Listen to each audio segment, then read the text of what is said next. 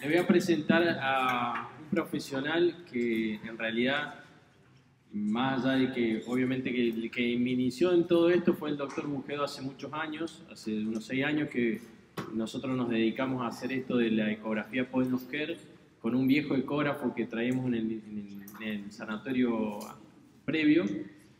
Y bueno, ahí aprendimos a hacer cosas de a poquito.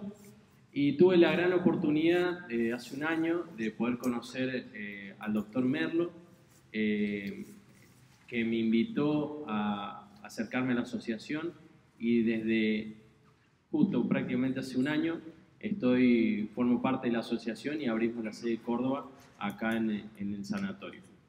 Para mí es un honor que él pueda haber venido acá, que esté presente en estas jornadas. Él no es solo médico, sino un cardiólogo, es semiólogo, es ecocardiografista experto, miembro de la CISIAC y de la SAC. Y bueno, lo hemos invitado a que dé la parte de sonosemiología cardiovascular. Así que bueno, gracias Pablo, les pido un fuerte aplauso para él. Bueno, muchas gracias Matías. Faltó la parte más importante, que somos amigos, ¿no? Además, seguro. Y con la gente de Azaruc, muchas gracias al doctor Mujedo por invitarnos, por permitirnos estar acá. La verdad que es una alegría. Como le dijo Matías, nosotros formamos parte de una sociedad, una asociación que es Azaruc, la Asociación Argentina de Ultrasonografía Crítica, que tiene, digamos, mucho que ver con todo esto que vamos a charlar en el transcurso de esta próxima hora. Voy a intentar que no se agobien demasiado. Les voy a contar algunas cosas personales mías para que también me conozcan. Yo me recibí acá, en Córdoba, hace casi 25 años. Ese día me rompieron el último guardapolvo que me quedaba, ahí en la Plaza Colón. Así que bueno, venir acá es una gran alegría y son recuerdos hermosos de mi época de facultad. Después, bueno, hice la residencia de clínica médica y de cardiología en el Hospital Militar en Buenos Aires. Este es un hospital que está en Belgrano. Ahí estuve trabajando durante 14 años. Después del Hospital Militar vino el Hospital Rivadavia, que es un hospital del gobierno de la ciudad, que es donde actualmente yo estoy. Estoy en la coordinación de la unidad coronaria. Ahí es donde trabajo habitualmente. Y de la época de la facultad siempre me encantó la semiología. Seguramente esto sigue siendo así hoy en la Facultad de Córdoba. Se le daba mucha importancia a la semiología, al examen físico del paciente, a la anamnesis. Trabajé siempre o en la residencia, mis años como jefe de residente o instructor de residente en clínica y en cardiología, también con el pregrado, siempre en esa cátedra en semiología, no solamente en la UBA, sino también en Barceló. Tengo un viejo canal de YouTube con videos de semiología, que antes no se llamaba así, obviamente. Después que me fui, esto es cuando estaba trabajando en Barceló, en la sede de Capital. Y bueno, algún día si tienen ganas de verlo, está en YouTube. Son todos videos un poco antiguos, tienen un par de años ya, pero es todo examen físico. Y fundamentalmente lo que más me gusta a mí, que es la parte cardiovascular, es un poquito lo que yo les voy a hablar hoy. Como les dije, bueno, formamos a Azaruc con Francisco Tamagnone y el licenciado Cristian Benay hace unos 4 años, y a partir de ahí se empezaron a desarrollar algunos cursos dirigidos sobre todo a médicos intensivistas y médicos de área crítica, fundamentalmente porque estamos convencidos que el quinto pilar del examen físico hoy en día es la ultrasonografía, es la ecografía, y eso lo vamos a ir viendo en el transcurso del tiempo. El miércoles pasado justamente presentamos nuestro segundo libro, es un libro de ecocardiografía aplicado al área de urgencias, así que estamos muy contentos, es un reciente libro, flamante. Existe un POCOS 1 que se hizo hace 2 años, 1 año y medio, que lo generó, lo llevó adelante Francisco Tamagnone, y es un libro más general de ultrasonografía ecopulmonar, cerebro, abdomen y vascular. ¿Quién conoce alguno de estos libros? A ver qué les parece. ¿Quién tiene alguno de ellos en su biblioteca? Esta foto la saqué hace unos días en mi casa. A ver qué libro de semiología tengo, ¿no? Ustedes seguramente usan mucho el Argente, que es un libro que cuando yo estaba en la facultad creo que no existía, por lo menos yo no lo conocía. ¿Cómo se llama el de la izquierda? El Caíno Sánchez. Libro espectacular, hermoso, un libro divino que me encantó siempre, lo tengo ahí, tampoco es colorido, pero ahí lo tengo para consulta. El del medio, ¿quién lo conoce? Ese ya no lo conocen tanto. Ese es más viejito. Ese libro yo lo conseguí usado cuando estaba en la facultad, en el año 92, 93. En semiología lo usamos, el Lucio Sanguinetti, un libro del año 78, que todavía se consigue en Mercado Libre, algunas copias. Después hubo un par de versiones más. Esta es la cuarta edición, espectacular. Realmente uno se enamora de la semiología y del examen físico leyendo estos libros que son absolutamente espectaculares. Y el de la izquierda, no sé si lo alcanzan a leer, es de Samuel Fischleder. Es un libro de fonomecanocardiografía, ¿sí? Este es un libro ya más antiguo, de la década del 70, y es un libro también fantástico, porque ahí uno realmente aprende a entender bien la mecánica de los ruidos cardíacos y todas esas cosas que aprendemos en la semiología. ¿Y este señor lo conocen?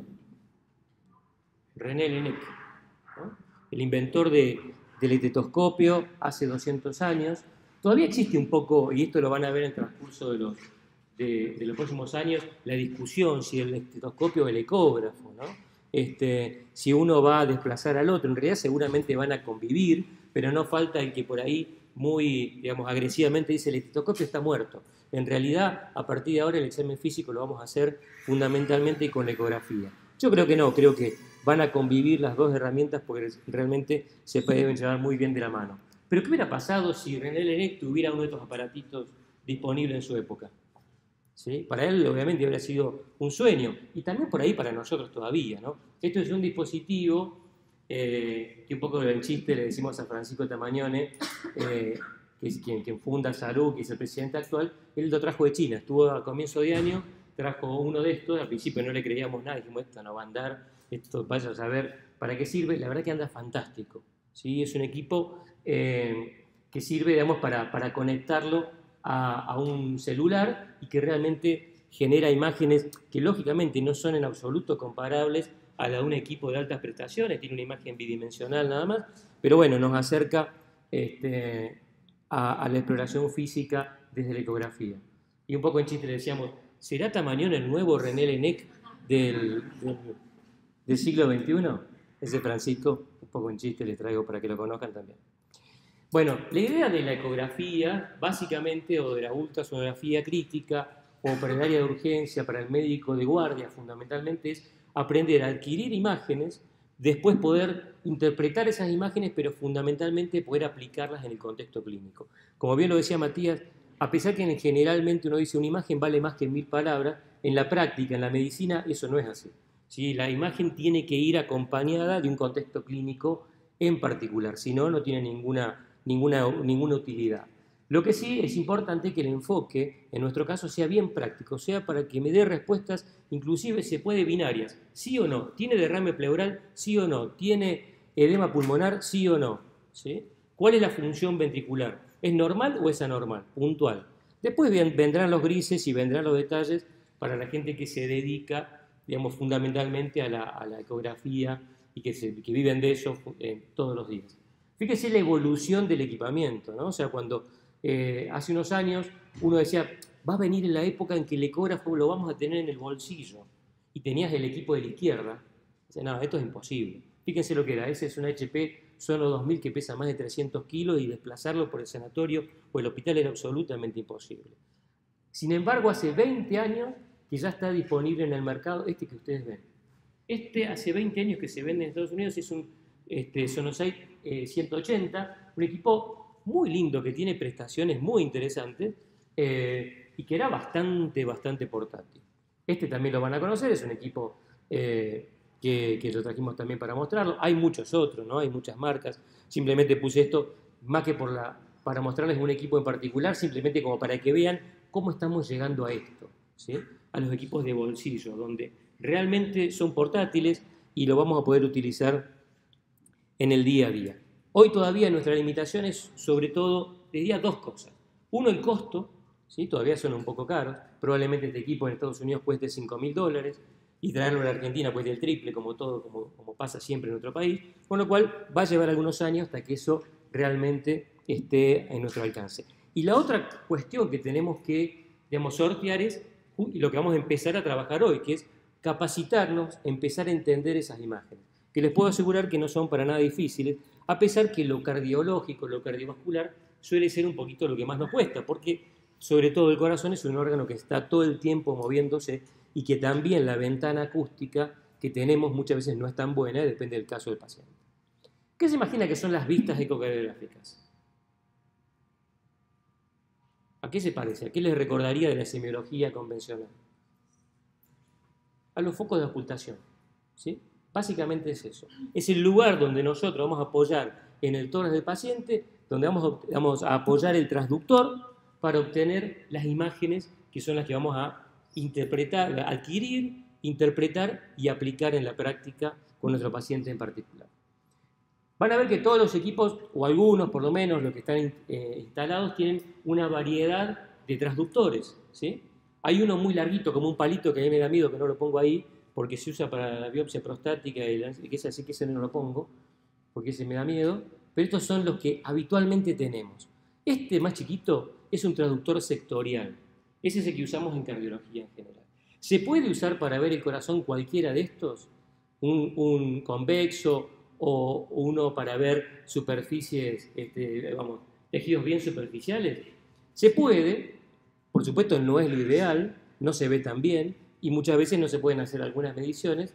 ¿Por qué? Porque este transductor en particular, este transductor sectorial, es un transductor que trabaja entre 2,5 y 3,5 MHz, con lo cual tiene una penetración bastante buena para una estructura, ¿sí? Que no es extremadamente profunda, pero está por debajo de los planos superficiales. Entonces, este transductor pequeño sectorial es el que usamos habitualmente en cardiología, aunque como le repito, si ustedes tienen un equipo que tiene alguno de estos, sobre todo este, se puede usar tranquilamente, por lo menos para ver el corazón desde alguna de las vistas que vamos a ir aprendiendo. Las grandes vistas ecocardiográficas, o las más habituales, yo les dije que son lo más parecido a los focos de auscultación. ¿Se acuerdan que en la auscultación tenemos el foco mitral, el foco tricuspidio, el pulmonar, el aórtico? Acá es más o menos lo mismo, sería el lugar donde yo voy a apoyar el transductor. Lo voy a hacer lo más simple posible, porque imagínense que aprender esto en general lleva por lo menos un curso de varios meses, un curso anual, quizás un poco más abreviado, 3 meses, con lo cual lo que vamos a intentar hacer hoy es un acercamiento para que ustedes entiendan de qué se trata. El primer lugar donde vamos a poner el transductor es lo que sería el foco pulmonar, ¿sí? En el foco pulmonar de auscultación, segundo espacio intercostal, línea parasternal, ahí ubicaríamos el transductor. Todo transductor van a ver que siempre tiene una muesca, una marca, que nos indica, digamos, de alguna manera la dirección del lazo ultrasónico, y en este caso va dirigido hacia el hombro derecho. Entonces, cuando yo apoyo el transductor en el segundo espacio intercostal y dirijo la muesca hacia el hombro derecho, voy a obtener lo que llaman las vistas paraesternales. Las vistas paraesternales son varias, vamos a ver algunas, las que me parece que pueden ser más útiles y que son más fáciles de interpretar para ustedes. Vamos a realizar algunos movimientos, ¿sí?, del transductor. Esto es un lugar siempre aproximado. ¿Vieron cuando uno va a auscultar? Dicen el foco pulmonar no es un lugar exacto en el tórax. Uno puede ir un poquito más arriba, un poquito más abajo, no se va a ir al abdomen, pero digamos, tenés un margen de movimiento. Acá es lo mismo. Cuando digo segundo espacio intercostal, línea paraesternal, si es un paciente EPOC o enfesimatoso, puedo terminar a veces bastante más abajo. O sea que es una referencia para que ustedes se ubiquen. Pero más o menos este sería el lugar. Desde acá voy a realizar algunos movimientos que van a ser en sentido horario. Cuando yo gire el transductor en sentido horario, voy a generar otra familia de imágenes que ahora las van a ir viendo, que se llaman los ejes cortos, ¿sí? En ecografía en general, habitualmente hablamos de eje largo, cuando la imagen es bien longitudinal del órgano que estamos evaluando, o un eje corto cuando queda redondito, cuando queda circunferencial. El dispositivo Bluetooth está listo para emparejarse. Bien, Matías. Vistas apicales. Las vistas apicales, fíjense, ¿dónde estoy acá? Podría ser un foco mitral, un poquito desplazado. En realidad mi referencia es el choque de la punta, ¿sí? Acá voy a poner el transductor en la zona del choque de la punta y la muesca hacia abajo.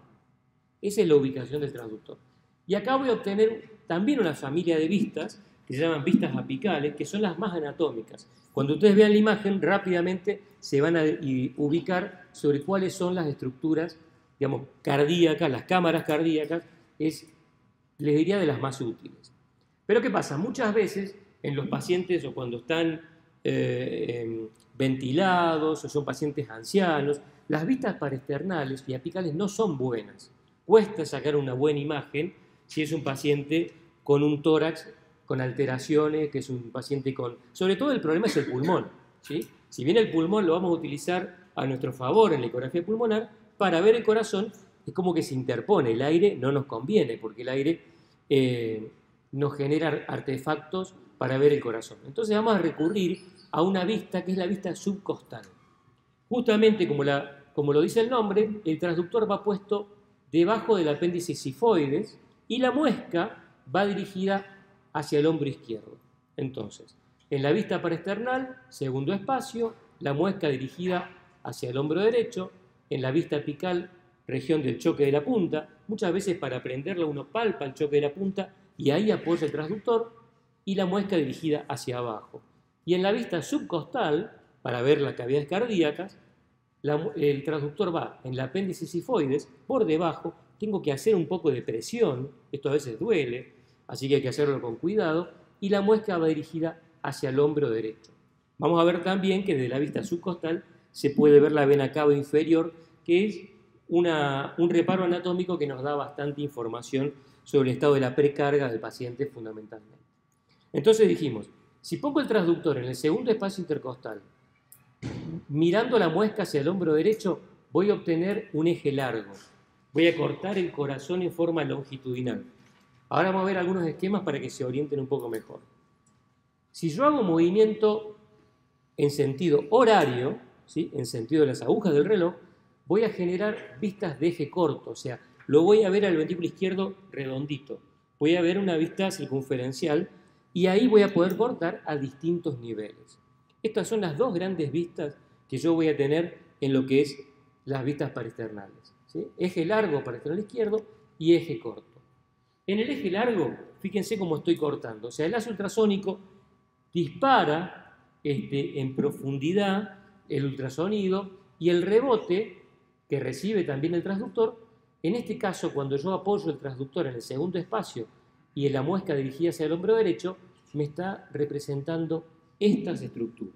Fíjense qué es lo que yo voy a poder ver. Voy a poder ver el ventrículo derecho y debajo del ventrículo derecho, ventrículo izquierdo, esta es la raíz de aorta, esta es la aurícula izquierda, la válvula aórtica y la válvula mitral, que tenemos valva anterior y valva posterior. Acá ocurre un hecho muy insignificativo, que es yo ya dejo de imaginarme cómo es el corazón de mi paciente para poder verlo. O sea, vamos a cambiar rotundamente nuestro acercamiento al examen físico y voy a poder, yo hasta acá podía examinarlo, podía ver el choque de la punta, podía ver si estaba desplazado o no, podría ver si tenía mayor intensidad de lo normal, podría ver si había algún latido en el tórax, podía, por supuesto, auscultar algún soplo, ¿sí? Pero acá vamos entonces a incluir el quinto pilar del examen físico moderno, que es la insonación, que es ver, ¿sí?, la estructura. Esto también tiene otra herramienta muy interesante, que es lo que vemos en el día a día, que es que yo lo puedo compartir. Ustedes cuando auscultan a un paciente, está buenísimo, ya no tenemos fonomecanocardiografía como había en una época, con lo cual el único reparo que tengo es hacerle auscultar a un colega de mayor antigüedad, de mayor, digamos, experiencia. Cuando estábamos en la residencia, hacíamos competencia con el jefe de residente o con algún médico de planta. ¿Esto que estoy auscultando es un chasquido de apertura? ¿Esto que estoy auscultando es un clic mesosistólico? ¿Esto es un soplo diastólico? No había fono, hace muchos años que no hay fono, con lo cual eso también debilitó de alguna manera el aprendizaje de la auscultación. Bueno, acá vamos a poder ver justamente lo que está pasando en el corazón. Vamos a avanzar un poquito. ¿Cómo tiene que estar el paciente para que yo haga lo mejor posible vistas cardíacas? ¿Se acuerdan del decúbito de Pachón? El que usábamos para auscultar un chasquido de apertura, algún fenómeno mitral, que lo poníamos al paciente en decúbito lateral izquierdo con el brazo izquierdo detrás de la cabeza. Bueno, la misma posición le voy a pedir al paciente que se ubique. ¿Por qué? Porque se ve mejor, ¿sí? ¿Cuándo no se puede esto? Y cuando el paciente está ventilado, ¿sí?, o el paciente está inmovilizado alguna otra circunstancia y lo tengo que hacer en decúbito dorsal o algunos casos, como mostró hace un par de semanas Matías en un práctico, paciente ventilado en prono, o sea, boca abajo, y ahí es mucho más difícil. Pero en general, ¿sí? Si el paciente tiene chance de movilizarse, yo le pido que se ponga en decúbito de Pachón, para que todos nos entendamos, ¿sí? Con términos semiológicos. Y ahí voy a empezar a ver estas estructuras, el ventrículo derecho, ¿sí? El ventrículo izquierdo. Acuérdense, las cavidades se ven negras porque tienen sangre. Entonces todo lo negro va a ser sangre y todo lo blanco o gris, más que blanco, van a ser estructuras cardíacas, paredes o estructuras valvulares. Por lo tanto, en esta posición, acá está el esquema para que ustedes se ubiquen. Yo lo que voy a tener, fíjense, el paciente en decúbito lateral izquierdo, la muesca dirigida hacia el hombro derecho del paciente. ¿Qué voy a tener? ¿Sí? La cavidad más grande va a ser el ventrículo izquierdo. La cavidad más pequeña, siempre más pequeña, va a ser el ventrículo derecho. Acá el ojo tiene un gran valor, ¿sí? Hay que creerle a la impresión visual que uno tiene, porque a veces de practicar o de ver videos, uno rápidamente se da cuenta que hay algo que no está bien y no hace falta medirlo. Che, el ventrículo derecho lo veo más grande de lo habitual. Ojo con esas cosas porque tienen mucho valor. Entonces, en algunos escenarios en particular, ver un ventrículo derecho dilatado, prácticamente, si no me hace el diagnóstico, me pone sobre la pista de una situación muy grave que puedo, de alguna manera, diagnosticarla rápidamente. ¿Esto qué es? Esto es el septum interventricular, porque yo acá tengo ventrículo derecho, ventrículo izquierdo. Por lo tanto, este es el septum interventricular. Esta es la cavidad del ventrículo izquierdo, esta es la pared posterior del ventrículo izquierdo. ¿Esto qué es? La aurícula izquierda, perfecto, ya saben ecografía, ya no necesitan más nada, me voy. Acá es la aurícula izquierda, ¿sí? Porque es la estructura que está posterior a la raíz de aorta, ¿sí? Entonces, si esta es la raíz de aorta, esta es la válvula aórtica, yo voy a ver dos valvas en esta vista, siempre tengan en cuenta que esta imagen es bidimensional, con lo cual, para una estructura que es tridimensional, tengo alguna limitante, no puedo ver todo, pero independientemente de eso me ayuda muchísimo. Y esta es la válvula mitral.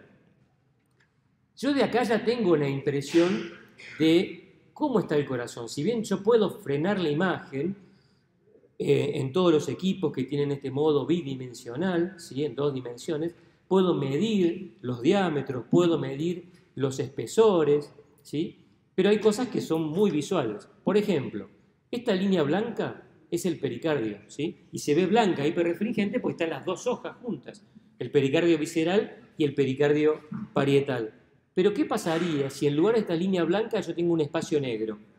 Tiene un derrame pericárdico, ¿sí? Entonces, un derrame pericárdico, y más si es un derrame pericárdico severo que compromete el llenado de las cavidades derechas, el diagnóstico, que semiológicamente teníamos la tríada de Beck, que por supuesto era factible hacerlo, pero acá en la precisión diagnóstica sí es 100%. Y prácticamente yo puedo descartar, que diría es una de las grandes patologías o las situaciones clínicas donde el ecógrafo es casi irreemplazable. Me ayuda a diagnosticarlo y también me ayuda a drenarlo, porque se puede hacer una punción de drenaje pericárdico guiado por ecografía. Vamos a seguir viendo otras imágenes. Entonces dijimos, paciente en decúbito de Pachón, apoyo del transductor en el segundo espacio intercostal, línea paraesternal y la muesca al hombro derecho. Ahí genero esta imagen. Yo acá ya tengo mucha información. Puedo ver si la cavidad del corazón se achica. ¿Ve que las paredes se ponen más gruesas? ¿Por qué? Porque hay engrosamiento en la sístole y los diámetros del corazón disminuyen.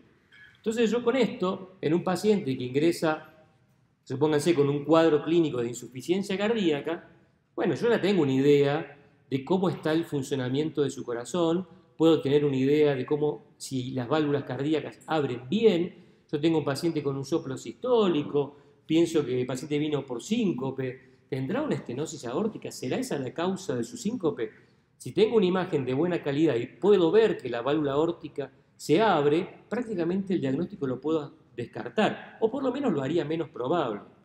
¿Sí? Si tengo mucho calcio en la válvula aórtica y no veo que la válvula abra correctamente, seguramente va a tener que venir el ecocardiografista, hacerle un ecodoppler cardíaco y poder cuantificar la severidad, pero yo acá ya tengo una idea, ¿sí? Y hasta que esa persona llegue, yo ya puedo ir manejando el paciente o empezando a entender mejor qué es lo que le pasa, ¿sí?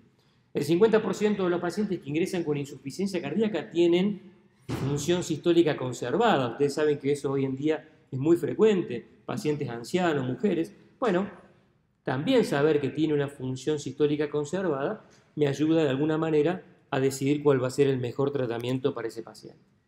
De nuevo, para que se ubiquen todos, ventrículo derecho arriba, ves que es como un huevito más chiquito, siempre más chico que el ventrículo izquierdo, raíz de aorta, aurícula izquierda. Bien. ¿Tiene derrame pericárdico este paciente? No. ¿Sí? Si este paciente ingresa hipotenso, con incurgitación yugular, por ejemplo, y yo no veo derrame pericárdico, prácticamente lo puedo descartar. Por el contrario, ¿sí? Si veo líquido, quizás necesite ver un poquito mejor las cavidades derechas para ver qué le está haciendo el derrame pericárdico a las cavidades derechas. Acuérdense que en el líquido pericárdico lo importante no es el volumen, sino qué le está generando a las cavidades derechas. Porque a veces poco volumen puede generar un compromiso importante. Este es el esquema anatómico para que ustedes se orienten qué es lo que estamos viendo, ¿sí? La imagen ecográfica, la imagen anatómica. Acá van a ver estas estructuras que muchas veces generan dudas, son normales. Esto es el aparato subvalvular mitral, los músculos papilares y las cuerdas tendinosas que sostienen la apertura de la válvula mitral. Entonces, estas estructuras que ustedes ven acá abajo es normal, ¿sí?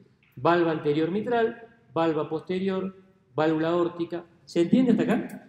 Esto es un eje largo para el esternal izquierdo. Al terminar del día hoy, ustedes van a ser capaces de generar esta imagen, ¿sí?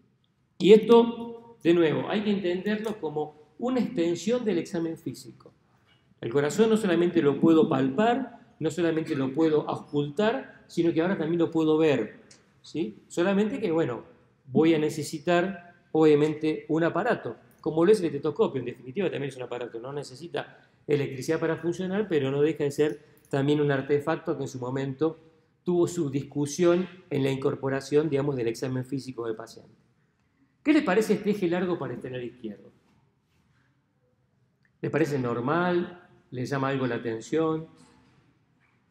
¿Qué opinan?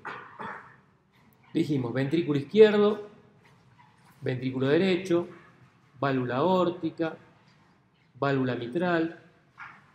Yo me puedo pasar horas, a veces, y trabajo muchas horas haciendo ecografía, nunca me canso de ver ahí al corazón moviéndose, ¿no? Porque realmente te da otra impresión totalmente distinta, apasionante de cómo funciona el corazón, digamos, es infatigable. Esto es una vista para la izquierda normal, totalmente normal. Fíjense, ¿sí? El ventrículo derecho es más chico que el izquierdo, no tengo líquido o espacio negro acá detrás del pericardio, a veces que se vea un poquito más blanco o no, depende de la ganancia. Hay un botón, una perilla que tiene el equipo que es la ganancia. Yo tengo que lograr que se vea, le diría gris, el músculo, ¿sí? Pero no todo blanco, porque eso significaría que tiene demasiada ganancia. ¿Por qué acá no lo estoy viendo, digamos, al clip en general gris? Esto se llaman los croma, ¿sí? Uno puede, algunos equipos, configurar para que en vez de verse gris, se vea de este color dorado, ¿sí? A mí me gusta porque se ve más lindo, como trabajo todo el día en esto, me descansa mucho la vista, y el endocardio se ve mejor, pero en realidad no es otra cosa más que eso, simplemente una selección del croma. Válvula aórtica, ¿qué les parece? ¿Abre o no abre? ¿Tiene estenosis aórtica este paciente? No tiene. Por lo menos yo la veo que abre perfecto. Si tiene un soplo sistólico eyectivo, habrá que buscarle por otro lado, pero no parece ser la válvula aórtica la que está generando ese soplo, en principio. ¿Qué les parece la válvula mitral?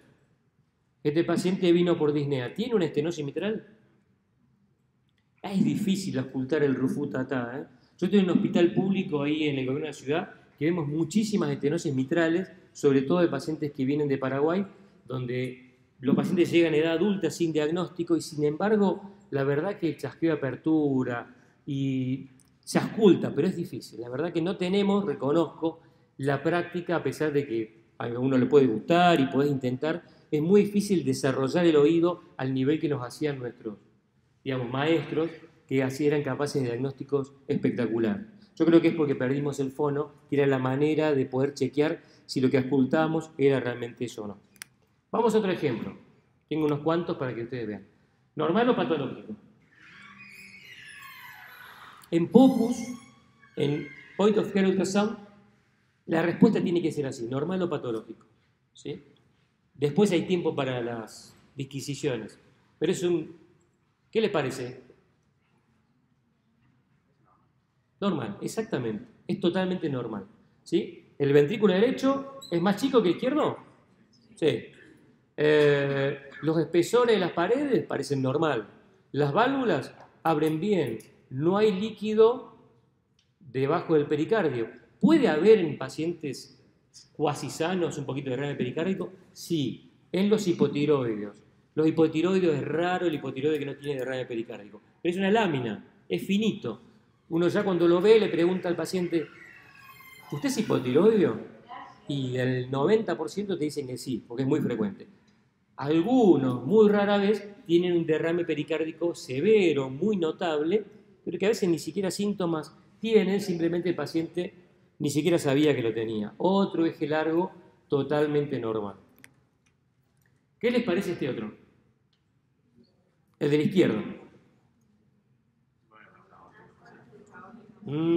Algo no está bien, ¿no? ¿Estamos de acuerdo? ¿El ventrículo derecho es más chico que el izquierdo? Sí, pero se lo ve grande, ¿no? Las válvulas abren pero con pereza. Esas se llaman válvulas de bajo gasto. ¿Por qué? Porque el paciente tiene un deterioro de la función sistólica. Fíjense que la cavidad se achica poco. Les puse este clip de la izquierda para que vean cómo es normalmente. ¿Sí? ¿Ven cómo se achica la cavidad? ¿Y cómo las paredes se ponen más gruesas? Fíjense acá. Sobre todo acá. Nada de eso pasa. Este es un paciente que ingresa con insuficiencia cardíaca, ¿sí? Con edema agudo del pulmón y tengo este eje largo parasternal izquierdo.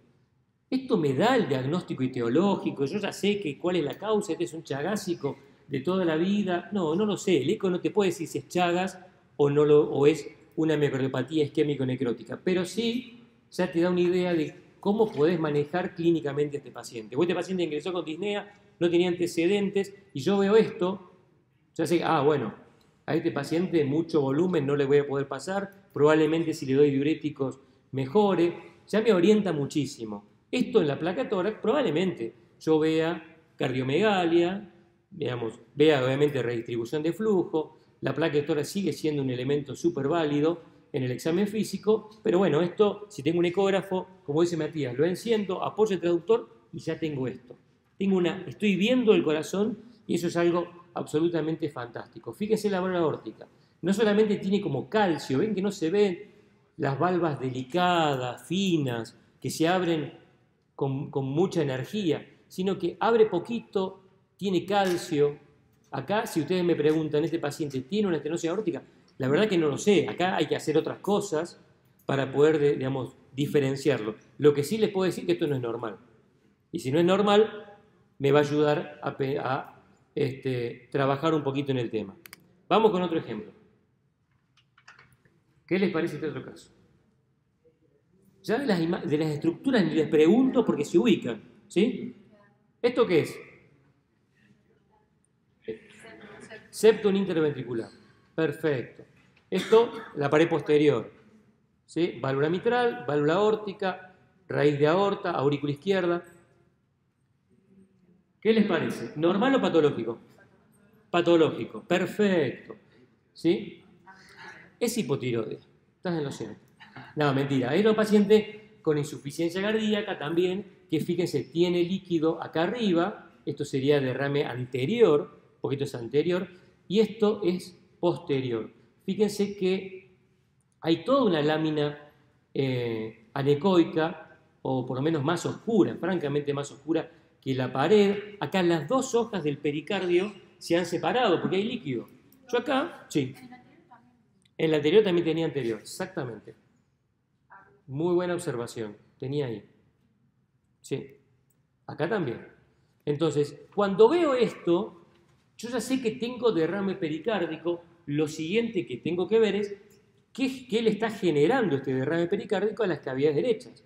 ¿Lo está llevando al taponamiento? Ustedes saben que hay distintos grados de taponamiento. El más importante es el clínico, ¿no?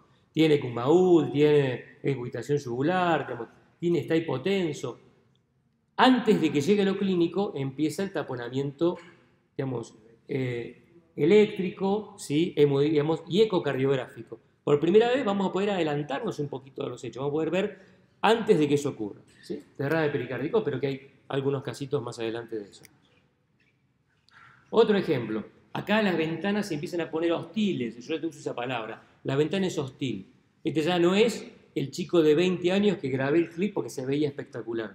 Este es una abuela de 70 y pico de años que también vino por dolor de pecho y la ventana ya no es tan buena. Hay que aprender a definir, por lo menos normal o patológico, con lo que se ve, ¿sí? Porque la ventana es esa, no hay otra. Y sobre todo porque ya dejamos los equipos súper poderosos y estos son todos equipos portátiles. Y las imágenes que genera un equipo portátil son buenas, en muchos casos, excelentes en otras, pero a veces en ventanas muy hostiles cuesta un poquito ver. ¿Normal o patológico? Patológico, ¿sí? Hay un poquito de derrame pericárdico acá arriba, ¿sí? Acá puede quedar la discusión, cuando yo lo veo arriba y no lo veo acá, uno dice, bueno, ¿será grasa pericárdica? Porque la grasa también se suele ver parecido, pero suele estar arriba y no abajo. Me queda la duda. Pero lo que no hay dudas es que, fíjense, el septum interventricular no tiene nada de engrosamiento y la cavidad del corazón se achica poco. Las válvulas como que no abren con, digamos, el vigor que tendrían que tener. Esto que estamos haciendo ahora está estudiado. Ya está demostrado que la apreciación de la función sistólica visualmente se aprende muy rápidamente. No hace falta ser ni cardiólogo ni ecografista para diferenciar que algo no está bien. Probablemente el especialista pueda ver un poquito más en detalle, ¿sí? Algo cuando no es sutil, pero lo grosero lo van a ver perfectamente. ¿Normal o patológico? Bien. Este paciente tiene 45 años y vino a la guardia por síncope. Acá prácticamente el diagnóstico está hecho. Demoramos lo que demoró en encender el equipo. ¿Sí? ¿Qué tenía? ¿Qué es eso? Una miocardiopatía hipertrófica. ¿Sí? Habrá otros diagnósticos diferenciales. Fíjese el septum. ¿Sí? Ya visualmente yo veo que tiene, lo normal es hasta 11 milímetros. Esto tiene 30 milímetros. Tiene un septum interventricular muy grueso. También la pared posterior. El ventrículo derecho prácticamente no se visualiza. El ventrículo izquierdo está hipercontráctil. La cavidad queda muy pequeña, producto del gran espesor de las paredes. ¿Sí? Las válvulas abren bien. Sin embargo, este paciente tiene un soplo sistólico. ¿Por qué este paciente podría tener un soplo sistólico a pesar de que la válvula aórtica abre bien? Un soplo sistólico eyectivo.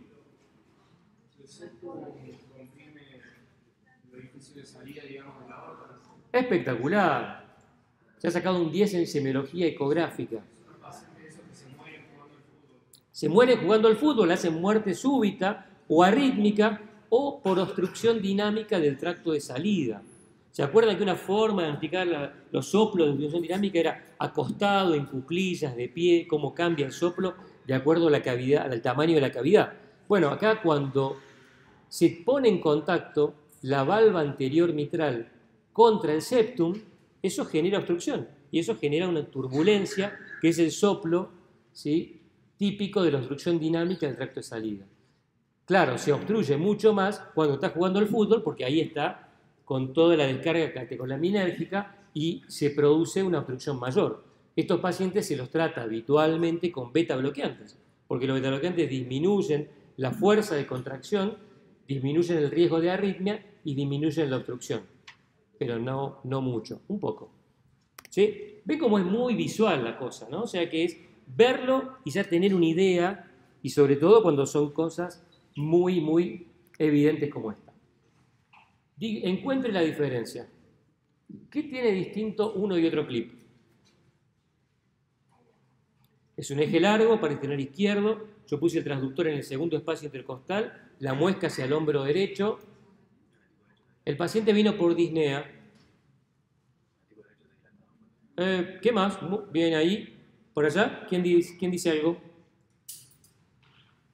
Acá el doctor dice que el ventrículo derecho está dilatado. ¿En cuál clip? ¿Izquierda o derecha? El izquierdo. ¿Están todos de acuerdo? Excelente. Fíjense, esto es normal. ¿Se acuerdan que dijimos el ventrículo derecho siempre tiene que ser más chico que el izquierdo? ¿Sí? Acá no está más grande que el izquierdo, pero está mucho más grande de lo normal.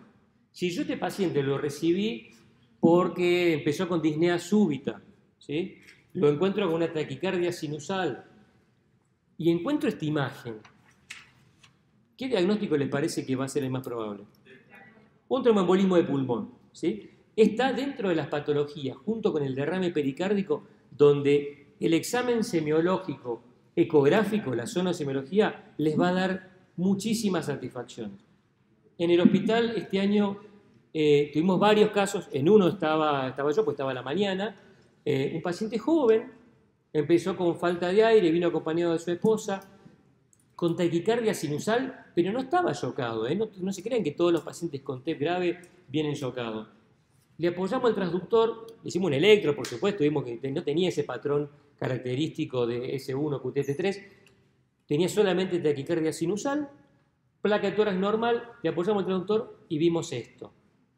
Ya empezamos rápidamente a pensar, entre los que estábamos ahí, con los residentes y demás, ¿no tendrán tromboembolismo de pulmón? Y lo tenía. Si era un tromboembolismo de pulmón bilateral grave y el paciente obviamente anticoagulado, gracias a Dios anduvo muy bien. ¿Qué pasa si un paciente ingresa con sospecha de TEP, pero no encuentro el ventrículo derecho dilatado? ¿Puedo descartar TEP? No. La ecografía tiene el mismo comportamiento que la semiología. Ustedes saben que cuando un paciente tiene soplo diastólico, los 17 signos periféricos de la insuficiencia aórtica, digamos, el diagnóstico está hecho, pero cuando no lo tiene, el diagnóstico todavía puede ser posible. Entonces, no me sirve para descartar un tromboembolismo de pulmón, me sirve para confirmarlo o para tener una alta sospecha cuando lo veo. Entonces, si veo el BD grande, confirmaré el diagnóstico y si el paciente está muy inestable, iniciaré tratamiento anticoagulante o trombolítico.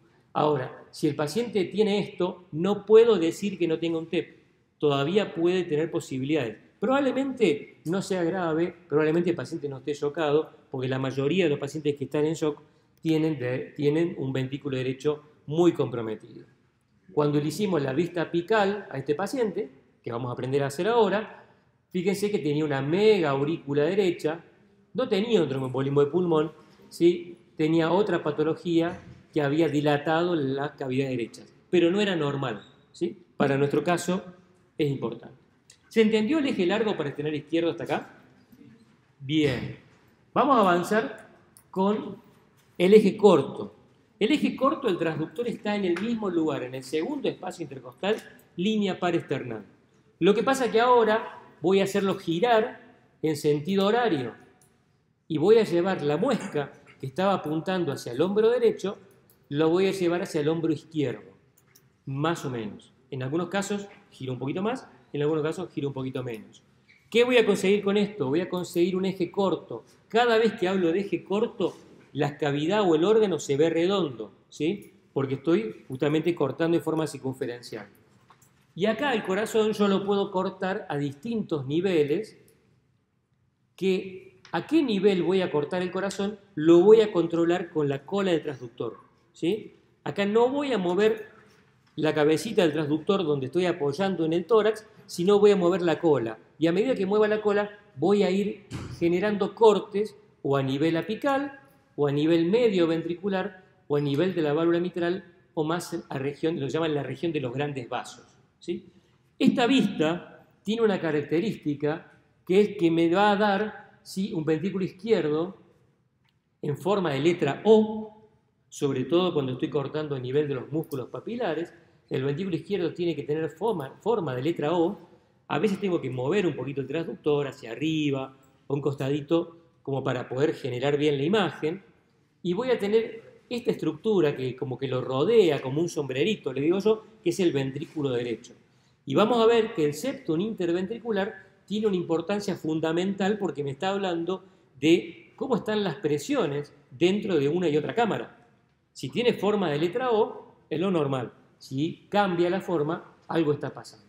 Fíjese que el paciente estaba en decúbito lateral izquierdo, yo lo mantuve en esa posición, simplemente giré el transductor en sentido horario y el corazón ahora, que lo veía longitudinal, ahora lo comienzo a ver redondo, ¿sí?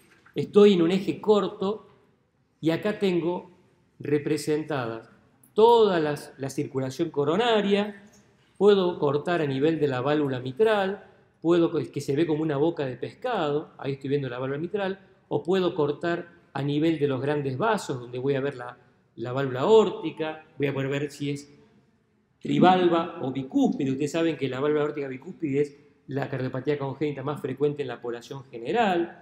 Saber si el paciente tiene una válvula aórtica bicúspide puede tener importancia para sospechar si tiene disección aórtica, si tiene una coartación, porque es más frecuente. O voy a poder cortar el ventrículo izquierdo a nivel de los músculos papilares, el anterolateral y el posterior interno, que es la vista como más representativa.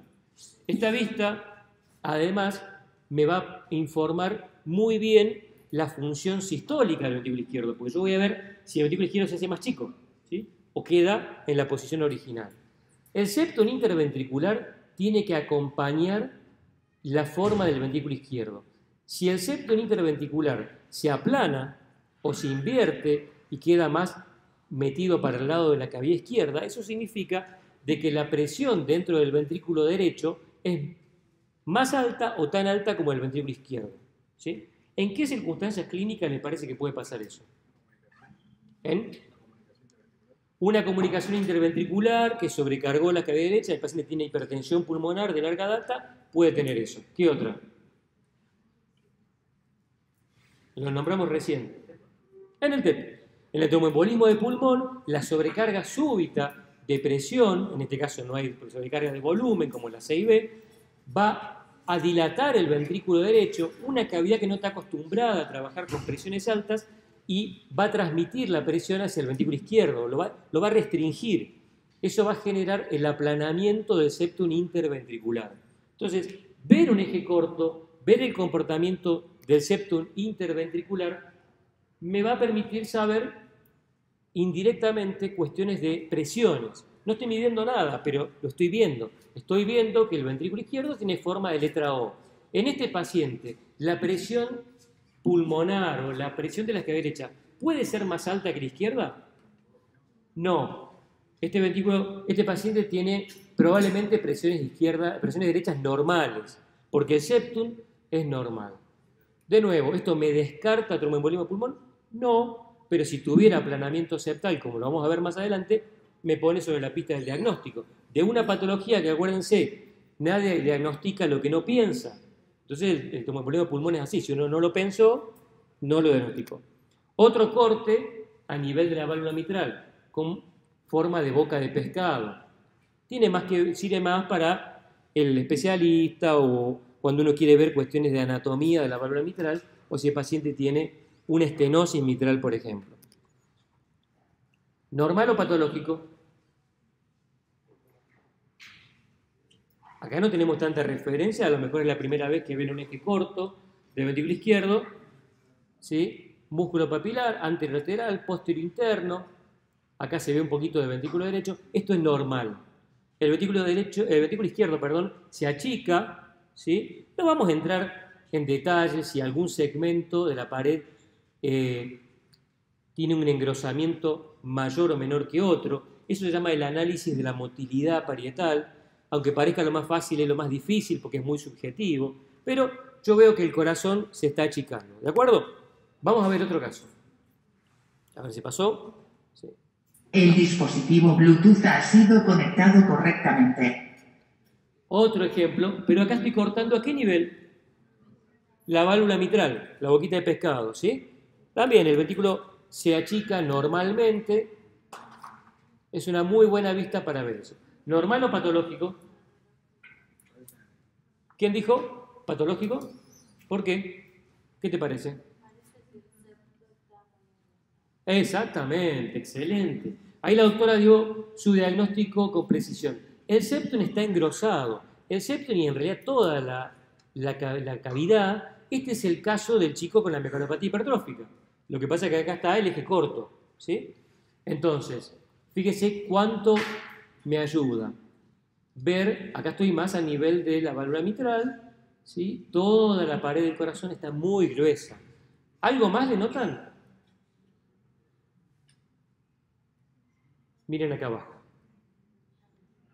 ¿Ven cómo se despegan las dos hojas del pericardio? ¿Sí?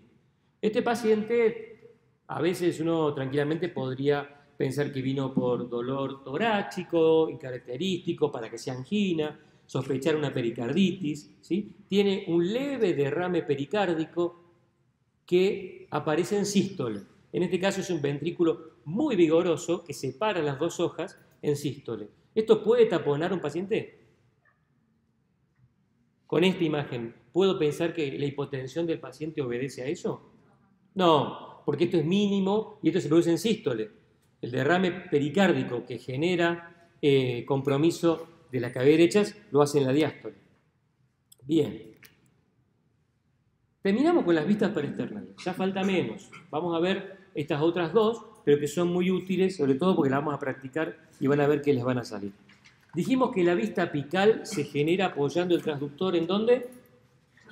En el choque de la punta. El paciente sigue en decúbito lateral izquierdo. A veces tengo que desplazarlo un poquito hacia atrás al hombro derecho. Digamos, no lo tengo que tener tan vertical al paciente acostado en la camilla, sino que lo hago un poquito hacia atrás, sobre todo para que me deje meter el transductor justo en el huequito ahí debajo del choque de la punta. La muesca dirigida hacia abajo. Y en esa posición voy a generar las vistas apicales. Las vistas apicales son más lindas que las parasternales porque son más fáciles de entender. De las vistas apicales, la que vamos a ver hoy nosotros es la vista de 4 cámaras, ¿sí? Después hay una vista que se llama de 5 cámaras, que es una vista accesoria para medir la velocidad a través de la válvula aórtica y en el tracto de salida, y otras 2 vistas que usamos mucho en cardiología, que se llama 2 cámaras y eje largo, que es para ver trastornos de la motilidad. No la vamos a ver ahora, no ese es el objetivo. Anatómicamente, ¿cómo voy a tener dispuesto el corazón en la ecografía? Los ventrículos me van a quedar arriba de la pantalla y las aurículas abajo. Y por una especie de consenso, las cavidades izquierdas van a quedar a la derecha de la pantalla y las cavidades derechas van a quedar a la izquierda. Entonces lo tengo invertido. Digamos, lo derecho está a la izquierda y lo que debería estar abajo está arriba.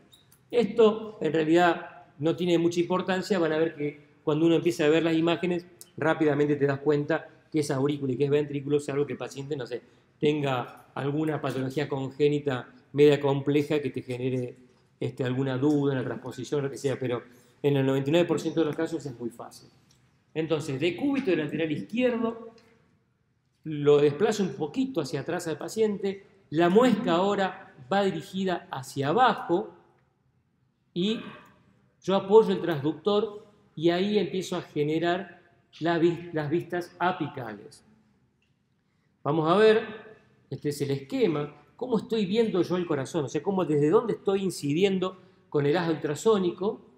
Ven que lo primero que veo es el ventrículo izquierdo, la punta, ese es lo que tengo más cerca del transductor, y de ahí para arriba.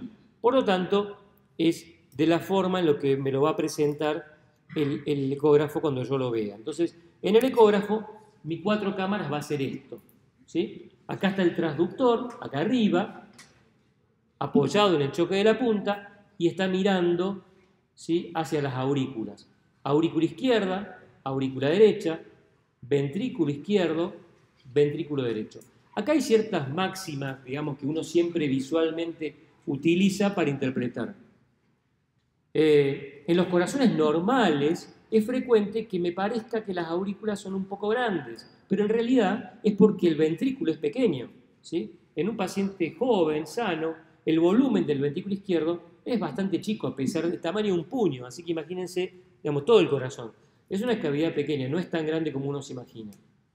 Después, el ventrículo derecho siempre es más chico que el ventrículo izquierdo, ya lo habíamos dicho en el paresternal. Y si uno dividiera el corazón en 3 partes, 2/3 partes las ocuparía el ventrículo izquierdo y 1/3 parte el ventrículo derecho. Si el ventrículo derecho está de la misma dimensión o tamaño que el ventrículo izquierdo, es porque está dilatado. Y si está un poco más grande, está muy dilatado. ¿Correcto? Bien, las aurículas, como dijimos, la aurícula izquierda es normalmente un poquito más grande que la aurícula derecha. Es normal que le falte este pedacito acá abajo que se ve negro. Eso es un efecto del eco en la forma que incide el lazo ultrasónico, se llama dropout de ecos. Fíjense cómo abre una válvula mitral normal. También abre como si fuese un látigo, ¿no? Bien vigorosa. Esta es la valva anterior, la más grande, y la valva posterior. Yo acá puedo ver la válvula mitral. Puedo ver la tricúspide, ¿sí? Que también tiene una apertura bien notable y vigorosa, ¿sí? Fíjense cómo esto es el anillo mitral, o sea, el lugar donde se une el ventrículo con la aurícula, como además de las paredes se acercan al centro del corazón, la base se acerca a la punta.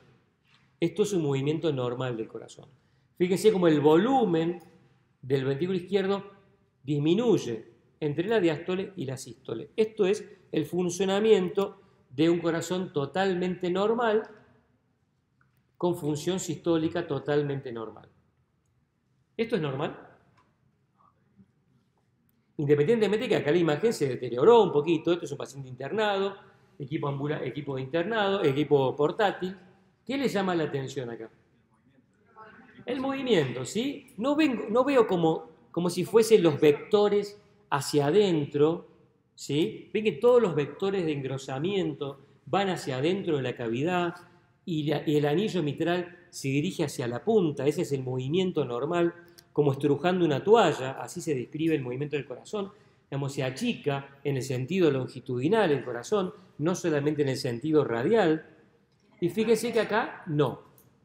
La cavidad, el anillo no avanza tanto hacia la punta, la cavidad no se achica tanto el volumen, la válvula mitral no tiene una apertura tan vigorosa. ¿Quién dijiste acá? Y tiene derrame pericárdico, exactamente. ¿Cómo veo acá el derrame pericárdico? Acá tengo derrame pericárdico, en la pared lateral del ventrículo izquierdo, pero ahí no me interesa tanto. Ahí me importa acá. ¿Por qué? Porque acá la tengo la pobre aurícula derecha. La aurícula derecha trabaja a presiones muy bajas. Con poco líquido que se acumule de golpe en el saco pericárdico, la va a comprimir y la va a taponar. Entonces, la primera cavidad que se va a colapsar en diástole es la aurícula derecha. Después, si la presión del saco pericárdico sigue aumentando, se va a colapsar el ventrículo derecho. Acá el paciente no va a tener ningún síntoma salvo incurvación yugular, que no es tan raro que cuando el paciente llega a la guardia se lo interprete como una insuficiencia cardíaca y se le dé diuréticos. Si ustedes le dan diuréticos a un paciente con derrame pericárdico, el paciente empeora porque pierde presión en el intravascular y se tapona a baja presión. Entonces, ahí el ecógrafo, ver derrame pericárdico, puede ser de enorme importancia para el manejo del paciente. Derrame pericárdico que genera un leve colapso protodiastólico de la aurícula derecha. Yo con esto no voy a ir corriendo a la terapia intensiva, le voy a tocar el timbre a la puerta de Matías y le voy a decir, Matías, tengo un derrame, paciente taponado, porque seguramente el paciente está normotenso, seguramente el paciente no tiene mucha clínica, pero ojo, tengo un dato de interés para el manejo de ese paciente. Bien, derrame pericárdico, la función sistólica del ventrículo izquierdo no es normal. Ya tengo una información muy importante, que esto con la semiología, con lo que teníamos hasta acá, con la inspección, la palpación, la percusión, la ocultación, ¿podríamos darnos cuenta? Sí, pero esto es un poquito más sensible. Acá estamos llegando un poco antes. Acá probablemente el paciente no tiene una tríada de Beck y no tiene toda la semiología convencional habitual. Esto nos permite llegar un poquito antes de lo que estábamos acostumbrados. ¿Normal o patológico? ¿Qué tiene de patológico? Las paredes se las ven un poco gruesas, puede ser, sí. La válvula, ¿cuál? ¿La mitral? ¿Qué tiene? ¿No se abre también? Puede ser, puede ser. Tiene algo colgando acá. ¿Ah? Puede ser una endocarditis. Una imagen redondeada que está adherida a una valva puede ser una endocarditis o una vegetación, depende del contexto clínico, siempre el contexto clínico. Si este paciente viene por fiebre y está internado hace varios días o no, pero está con un cuadro febril, esto es una endocarditis hasta que se demuestre lo contrario. Si el paciente está sano, rozagante, no existe una endocarditis con un paciente, digamos, sin repercusión clínica sistémica. En ese caso, esto no es una endocarditis, o a lo sumo sería una vegetación curada, o por ahí es otra cosa, ¿no? Esto es lo que yo te contaba, que es el dropout de ecos. Se ve negro porque el haz ultrasónico incide tan paralelo, que no te deja ver el septum interauricular completo, pero no es que tenga una comunicación interauricular, ¿sí? Un trombo se puede ver así, como se ve, ¿no? Un trombo se podría ver así, exactamente, pero el trombo se forma donde puede, no donde quiere. Por lo tanto, el trombo se tendría que generar en algún lugar donde hay éxtasis sanguíneo.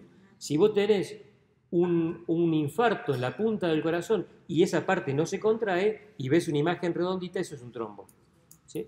Ahora, si esa imagen redondita asienta sobre una pared que se contrae normalmente, a lo mejor eso es un fibroelastoma, que es un tumor benigno, ¿sí?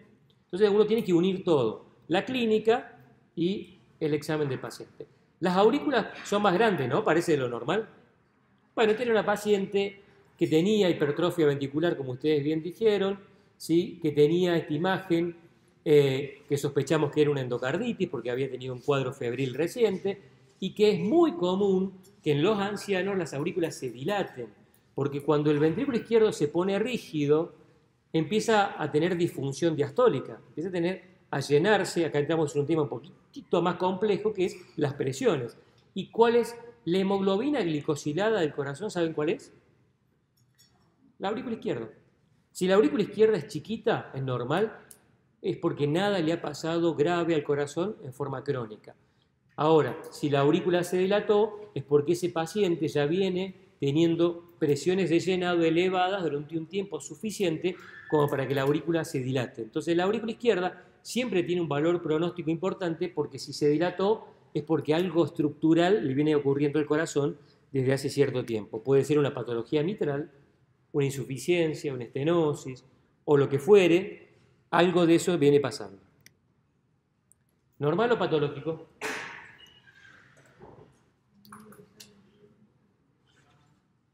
Piensen, ¿qué les parece? Sí, cómo no. Mate es fundamental, ¿sí, no? Sí. Música.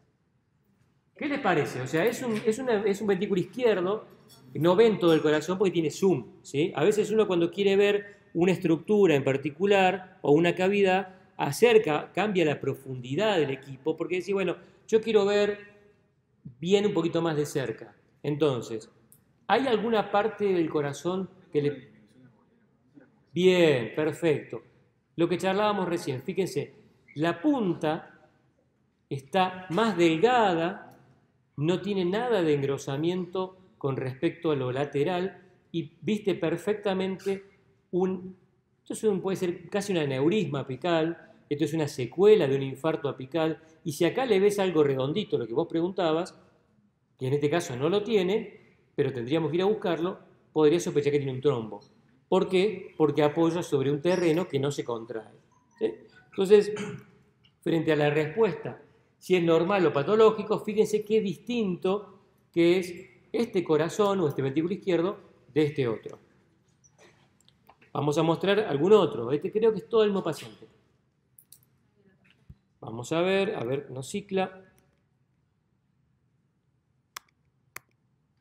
No, bueno, no importa. Es un paciente que también una miocardopatía dilatada, ventrículo izquierdo muy disfuncionante. Ahí está. Lástima que no cicla. Pero ve que es muy disfuncionante. Apenas se achica la cavidad. Acá están las vistas apicales. Este es el 4 cámaras. Este es el 2 cámaras y el eje largo, que les conté que existían. Fíjese el paresternal. ¿Qué tiene el paresternal? Derrame pericárdico. El pleural se ve parecido, pero un poco más abajo. Ya después con Matías lo vamos a ver un poquito más en detalle, pero acá fíjense que está bien pegado al corazón, separando las dos hojas del pericardio. Claramente tiene derrame pericárdico. Y el eje corto también, ¿no? Fíjense, se ve derrame pericárdico y el corazón no se contrae, no disminuye su volumen normalmente, y también hay una parte que prácticamente no tiene engrosamiento. Bueno, fíjense, sin querer queriendo, ya fuimos llegando a la vista subcostal.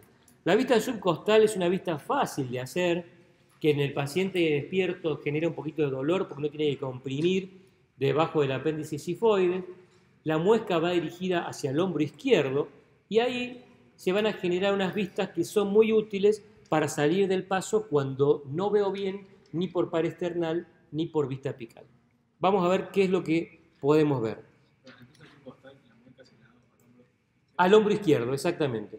Vos tenés la muesca para ver el corazón en 4 cámaras subcostal, va dirigida hacia el hombro izquierdo. Y cuando quieras ver la vena cava, que ahora te voy a mostrar, la muesca va hacia arriba. Pero vamos despacito. Fíjense anatómicamente qué es lo que ustedes van a ver. 4 cámaras, ¿sí? Pero acá la disposición es distinta. ¿Por qué? Porque como yo estoy debajo del apéndice sifoides, esto gris que tengo acá, ¿qué se imaginan que es? ¿Sí? El ultrasonido viene de acá. Este es el hígado.